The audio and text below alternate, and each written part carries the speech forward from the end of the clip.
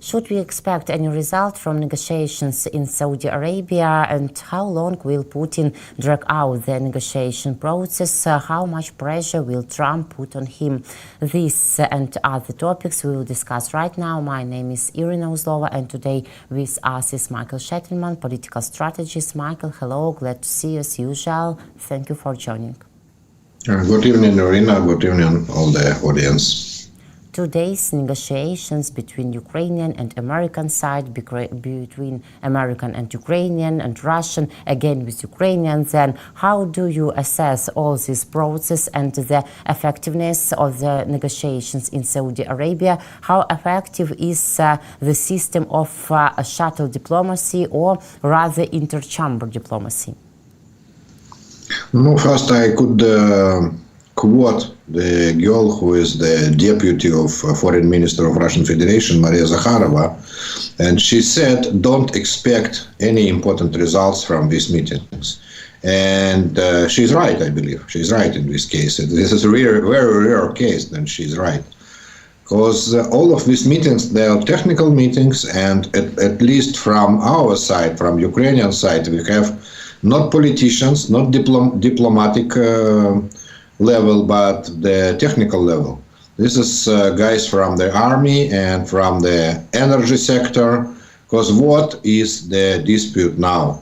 The dispute is, what is energy ceasefire? What is exactly energy ceasefire? Ceasefire on energy. No, this is very new.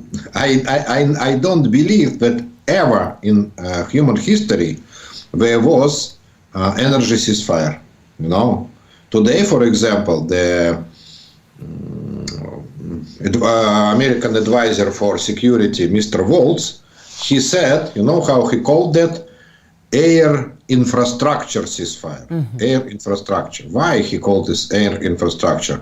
Because in English language, like in any other language, there was no sense, that has no sense, the energy ceasefire. So the same, what is air infrastructure ceasefire, yeah? So it is almost senseless. Why? Because it is very difficult to separate between energy and not energy. What is energy infrastructure and what is not energy infrastructure? For example, in any house we have or gas or electricity. Just in any house. So in any house we have some energy. Energy is inside us. We can't say this is energy, this is not energy. And inside the car, for example, the usual car, there is an engine. And engine work on gasoline. This is also energy. So this is very difficult. And we understood it from the very first day when President Putin said that he is ready for energy ceasefire. And we didn't bomb any energy objects. We, Ukrainian army, we bombed the storage of oil. Storage of oil is not energy. Energy is the electricity production, yes, or electricity transmission, yeah, but not the oil refinery, for example. Oil refinery is not exactly energy. This is refinery, manufacturing. So where is the border? What is energy ceasefire? It is very difficult to define that, very difficult.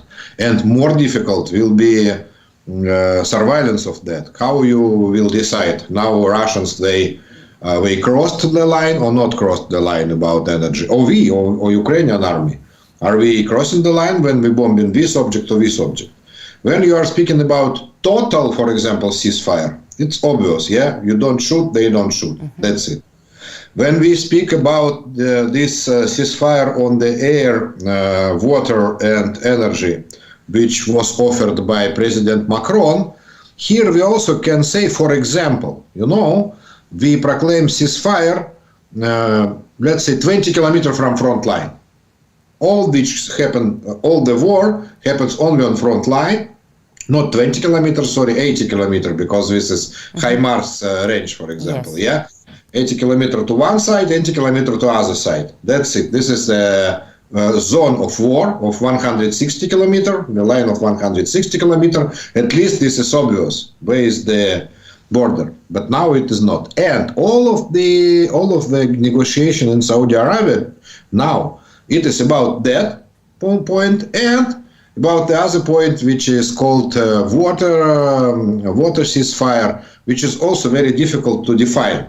For example, our ship, or not our ship, ship of the third party, which stands on the harbor of Odessa in Ukraine, for example. Is it a legitimate target now or not? Because this is not in the middle of the sea. This is in harbor.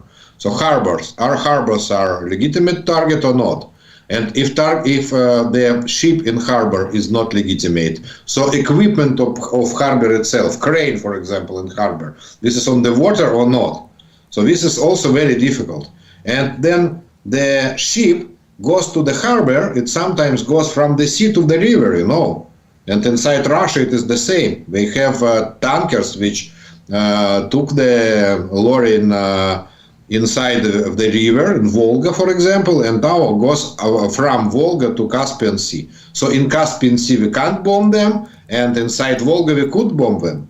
And where is exactly the border? It is very, very difficult question, very difficult. It looks like technical, but first time in the history, we try to define that.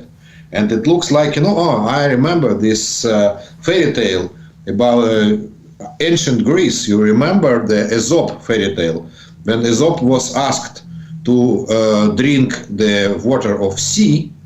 He said, okay, I am ready to drink the water of sea, but without the rivers, which bring their water to the sea. You just should separate and I will drink the sea. So it is the same situation now. So this negotiation, they are not political, they are not military, they are just technical negotiation about definitions. A lot of problems, but we, as I understood, we gave some list of this object to USA delegation, but it seems to me that it won't work because you're quite right. Where are these borders? Which are these borders? And Michael, to Putin, no borders at all, because day by day he strikes our cities, our civilians. Today, Russia massively strikes Sumy city center, high-rise buildings and school, hit many wounded. So we understand that Putin will prolong these attacks, and that's all, even if some list will be agreed. First, about the list, let's say a list policy. When we bring some list, so Russian would also bring their list. And this list obviously should consist of the same number of objects, but also the same size of objects. Let's say if they say, you don't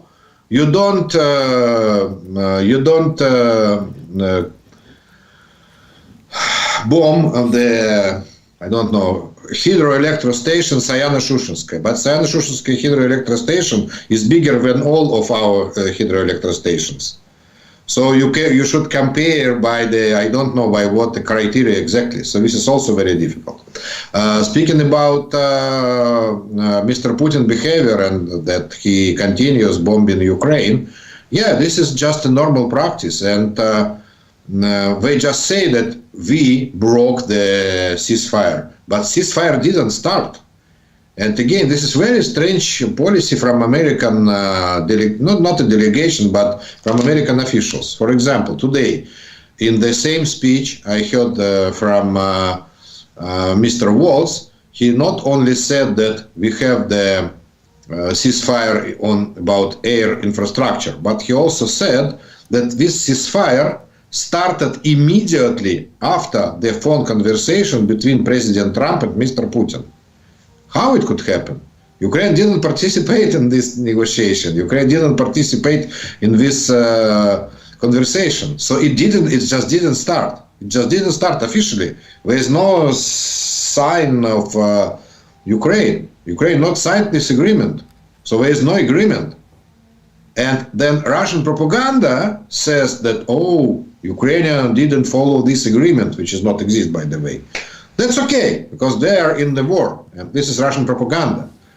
But when American, very high bureaucrat, and one of the people on whom depends this ceasefire, of this future ceasefire, he makes mistakes like that, This is very, very tough situation, and we can't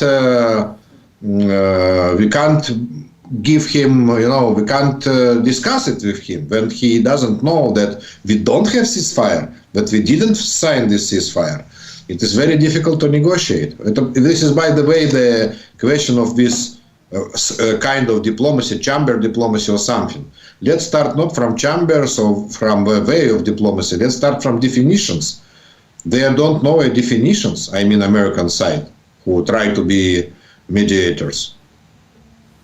Putin, we see that Putin dragged out the negotiations. How long can Putin drag out this process? And do you believe in a partial ceasefire by April 20? What might it look like in such way? Because we have not enough time, or USA don't have enough time.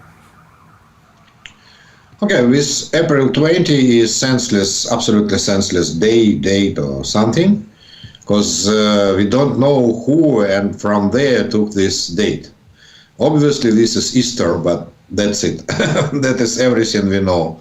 This is Christian Easter, and Jewish Easter is April 12th, for example. So I don't know what exact Easter we need, and why exactly Easter. Mm-hmm. So this is not only dreams, but this is from nowhere, from some rumors, from some newspapers, and this has no practical idea after this date. But the very important question is how long Mr. Putin could really to ignore this negotiation, let's say, because in fact he ignores that. He says some stupid ideas to ignore negotiation and to ignore the idea of ceasefire. And he could do that absolutely unlimited time, because Mr. Putin does not want a peace. He wants to continue a war. So why not? He has all the time in the world. All the time in the world. Who is limited in time? This is American administration and President Trump, because his negotiation continues now is more than 2 months. And he said us that 24 hours is enough for this negotiation. Okay, he said it was sarcasm, it was joke. But afterwards, Kit Kellogg said that his mission is to bring a peace in 100 days from the inauguration of Mr. Trump. Now it is 65 days or something like that. We're over in this Mr. Trump term. So they have a limitation. And now it is in hands and in the head of Mr. Trump to stop and to say, wow, this is Putin who prolongs this negotiation. This is Putin who doesn't want to stop the war. And we are waiting it from Mr. Trump only. Because Mr. Trump, he is a referee here in this situation. Only Mr. Trump is a referee who is ready for the peace and who is not. And we heard from Mr. Trump when Zelensky want a war and Mr. Putin want a peace. So now this is his turn to say anything new. Yeah, Mr. Trump, I mean. We saw an interview by another special envoy of Donald Trump, Steve Vitkov. And to know, after this interview, it seems to me that the United States is not a referee, but they take Russian Federation side because this interview was full of Russian propaganda statements. Yes, absolutely, full of Russian propaganda statements, and it looks like Mr. Vitkov, he is not the special envoy of Mr. Trump in Russia, but he is special envoy of Mr. Putin inside US or inside Mr. Trump, really. Because now, at least after this interview, what is the good result of this interview? Now I can say why President Trump makes so serious mistakes than he described the situation in Ukrainian-Russian war. When Mr. Trump said not once, but at least twice or 3 times, that some Ukrainian soldiers in Kursk district, they are surrounded by Russian forces, were encircling, and we should save them, etc., etc. I didn't know where is this bullshit come from, yeah? Now I know this bullshit come from Mr. Vitkov, who said that now to Tucker Carlson exactly, that some Ukrainian soldiers surrounded in Kursk, and Putin said him that Putin doesn't want to disrupt these people. He wants them to put white flag, etc., etc. So this absolute bullshit brought from Putin towards President Trump by Mr. Vitkov. But this is not only one fact of Russian propaganda. We have a lot of very stupid Russian propagandistic messages. For example, that in all the occupied territories there were some referendums, and these territories. In these territories, only Russian-speaking people, they live in these territories, and all of them want to be under Russian Federation and under Russian rules, which is absolute bullshit. And by the way, today at least Press Secretary of European Union said that this is bullshit, and these faked referendums were under the Russian occupation, and the Russian soldiers used weapon for the voting. So the people voted with the guns on the head. Physically with guns on the head. After this interview of Mr. Vitkov, just today, I received the very long list by email from occupied territories, from the girls who are from Ukrainian resistance to Russian aggression. And they said, no, we want to live in Ukraine, and just sent the message to Mr. Vitkov that this is absolute bullshit. But this is not only that fact. For example, now when I will say you will not believe, but Mr. Vitkov said that Russia and Ukraine were in war on these territories, on occupied territories of Zaporizhia and Kherson and Crimea, etc., from the World War II. Have you heard about that? Ever? From World War II started this war between two of our countries. And they said together with Tucker Carlson that Mr. Khrushchev was Ukrainian and he joined this territory to Ukraine, which is absolute absurd.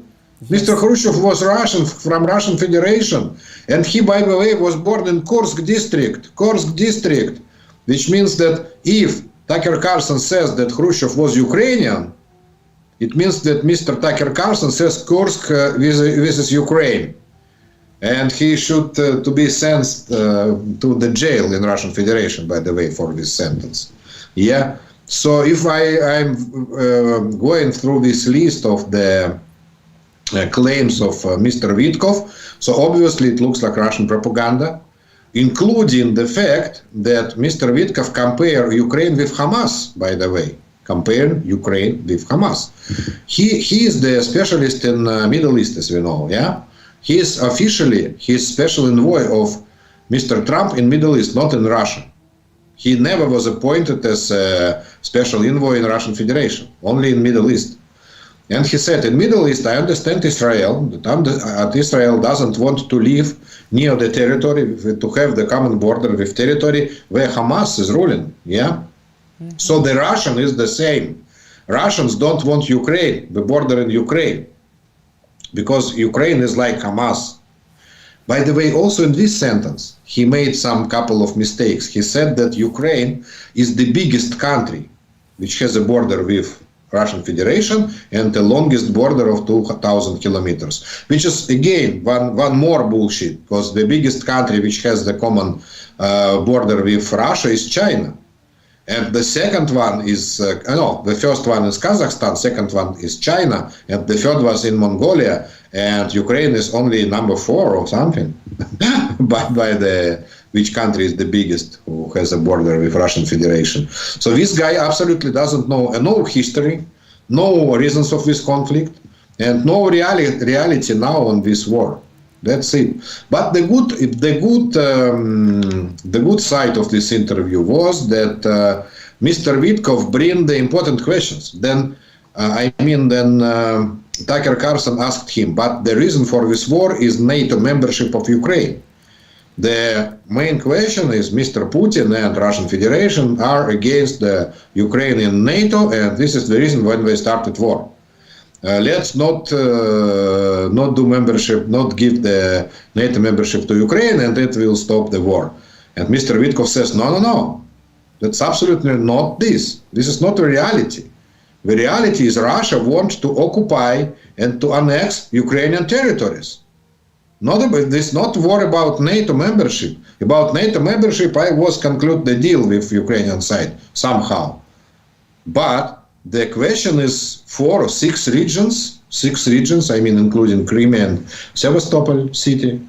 And this is the questions. And this is the elephant in the room, how he said, how Mr. Vitkov said.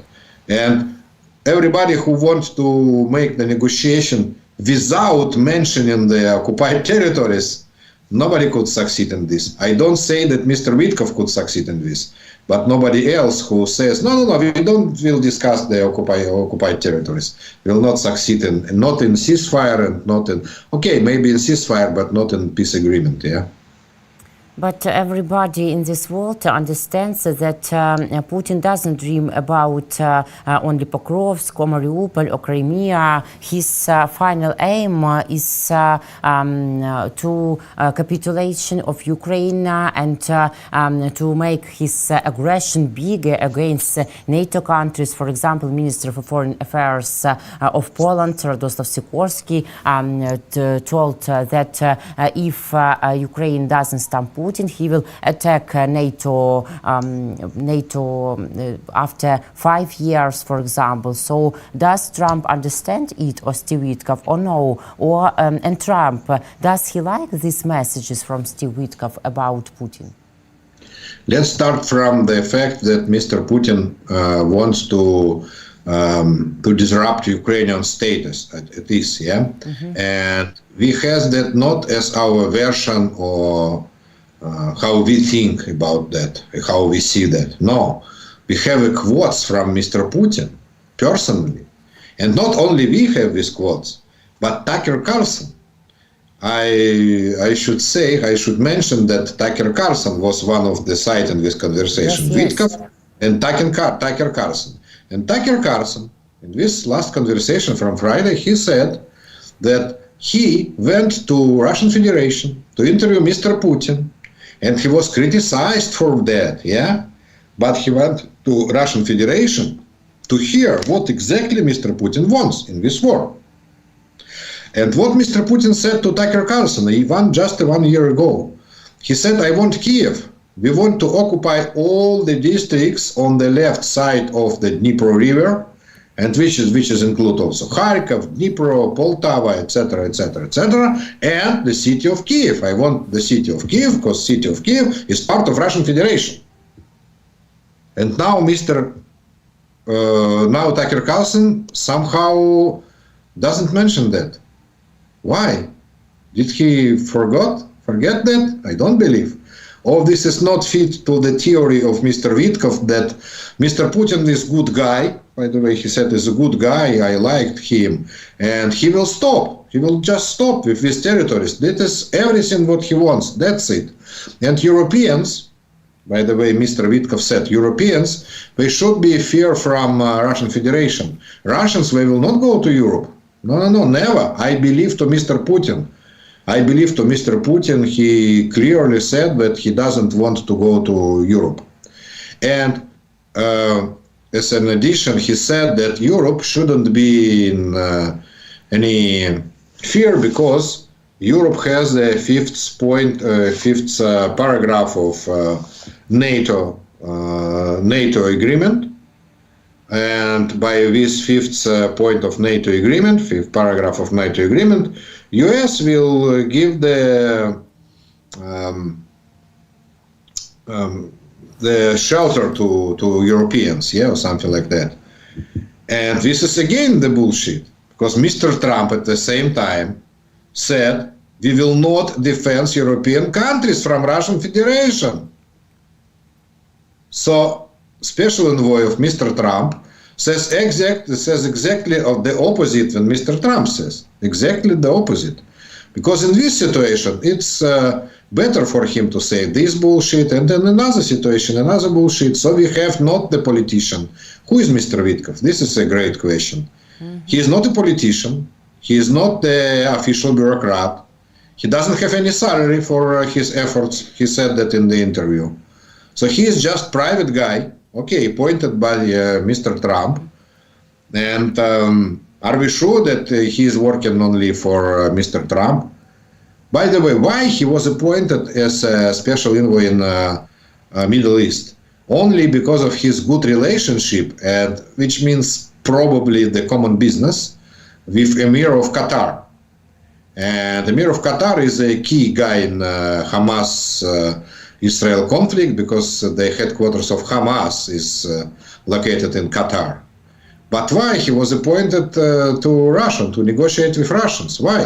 Probably he has some business interest with Putin's administration, because Putin is the biggest oligarch in Russian Federation. So maybe Mr. Vitkov somehow worked with Russian money, with Mr. Putin money. That's a good question. Yes, and it's about money, a lot of protests by Trump's administration. Our members of parliament, Alexander Mereshko, for example, say that Trump should fire Vitkov and get him out of negotiation process. But does Trump can... This is our, this is our wishful thinking, but it doesn't depend on us who Mr. Trump appoints as a negotiator. It depends on us only on one side. If Mr. Vitkov doesn't get the result, so probably Mr. Trump will fire him. But also, he is not special envoy to Ukraine. And now in the negotiation, we never seen Mr. Vitkov with our delegation. We never seen also Kit Kellogg with our delegation. Yeah. But Mr. Vitkov, he speaks only with Putin and with his guys, with Lavrov, etc., but not with our guys. So when we are speaking about this chamber diplomacy, two delegations in different chambers, yeah? So chamber diplomacy need one very important element, some middleman who can speak with this delegation and this delegation.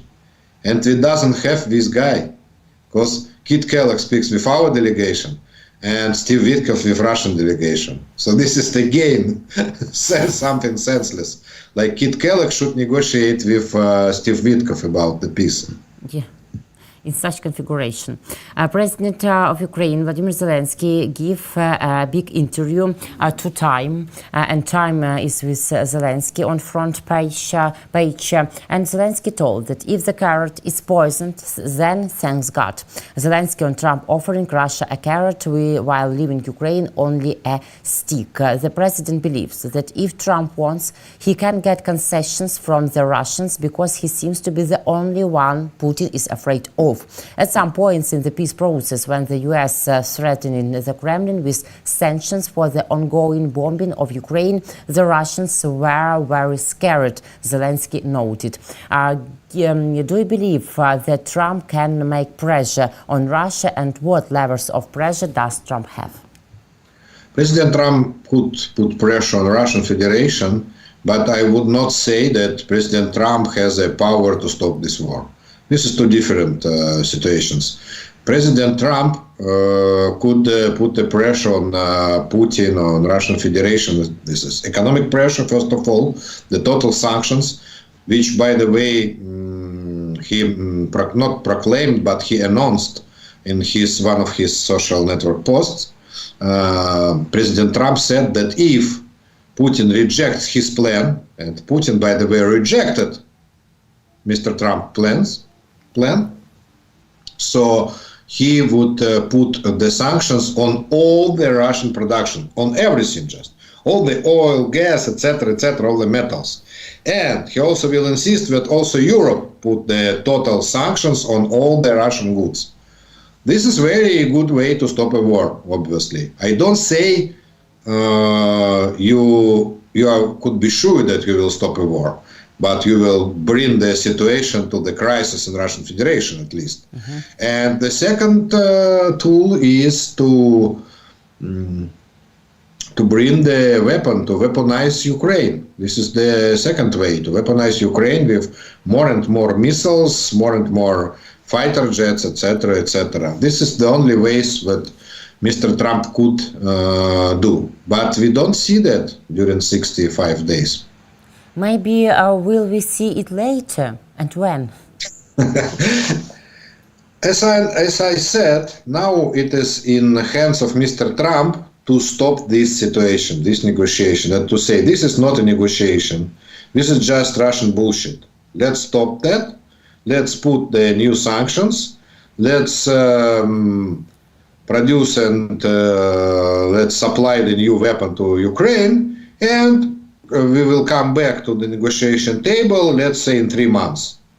And maybe in this situation, Mr. Putin will be more, I don't know, agreeable. Yes.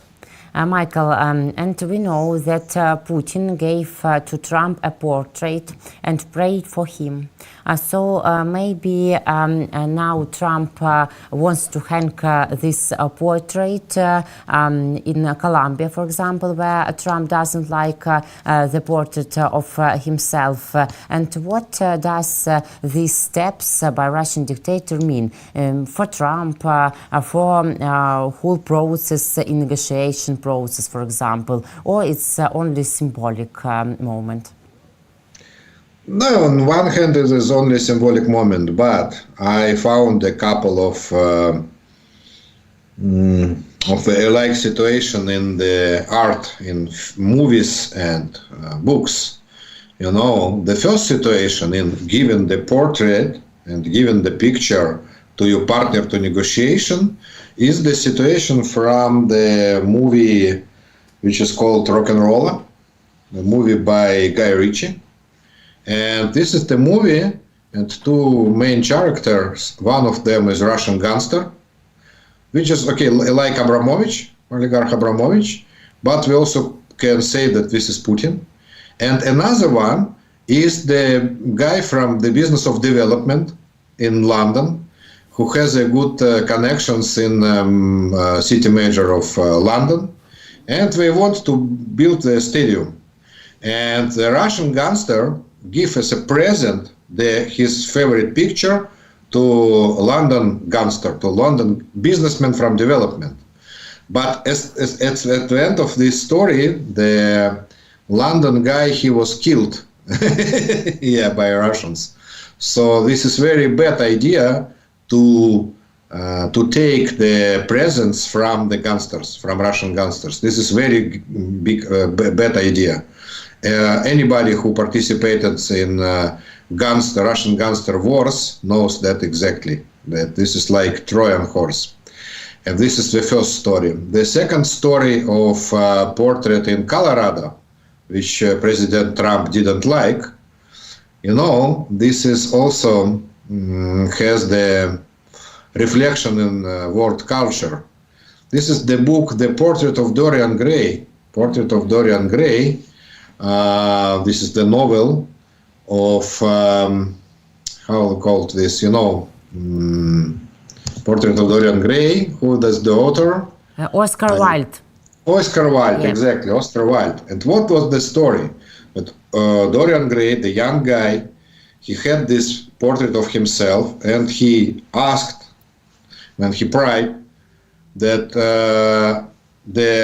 all the changes in the face will be on portrait and not on him.